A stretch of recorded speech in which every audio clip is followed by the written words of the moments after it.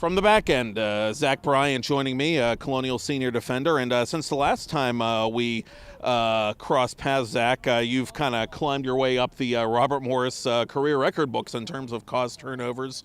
One of only 5 players at this point in program history that have passed the 50 caused turnovers milestone. So I guess I just got to ask right off, what's been kind of the key to consistency in your game this year? You got to give credit where credit's due, right? So we got to give credit to coaches. They plan out a scout every week. We follow that scout, and then obviously credit goes back to all our defense. I trust them as much as they trust me, and we're working on a full unit. Even though you didn't get the result last Friday, you really got to feel good about the way, like you said, as a group, the way the defense is playing this year. Is this a stronger group defensively? And if so, in what sense? Is it more of a buy-in? Is it just being a year older, being a year wiser? Why do you think the team has played so well defensively? I think just collectively we're all just getting stronger, trusting the process, trusting one another. Just building off each other too, If someone makes a mistake, no one gets down on each other, We're all there for each other, and just like you said, we're just getting wiser and just buying into more. And you have an interesting stretch of schedule coming up, 3 games in 7 days. You had to go through something similar at the midpoint of last season, too. You have Hobart coming up on Saturday. Fans, you can watch that game on NEC Front Row, by the way.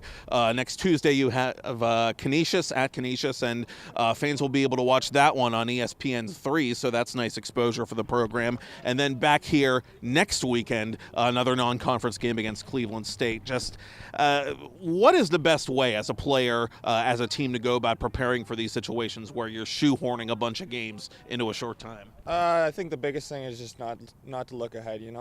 We have a game Saturday, so our main focus is on that Saturday game. And once that Saturday game's over, we flip the page and go right on to the Tuesday game. Same thing for Tuesday. We flip the page and go right back, play Cleveland State. So I think it's just the biggest thing is just take one game at a time and not to focus ahead. What did you take from the Bryant game, by the way, that maybe you can use to grow and get better as you prepare to face Hobart?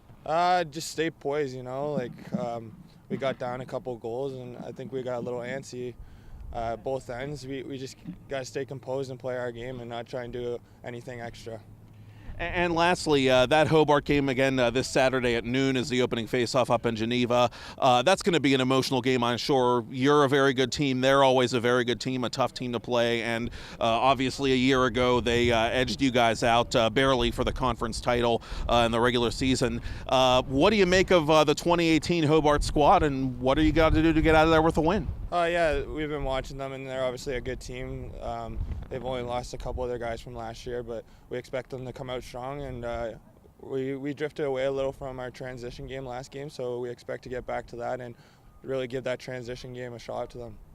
Now, it should be the good one. The Colonials and the Statesmen, again, from Geneva, New York, this approaching Saturday at noon. Zach Bryant doing fabulous things on defense for Robert Morris this season. And we wish you luck on Saturday, Zach. Thank you very much.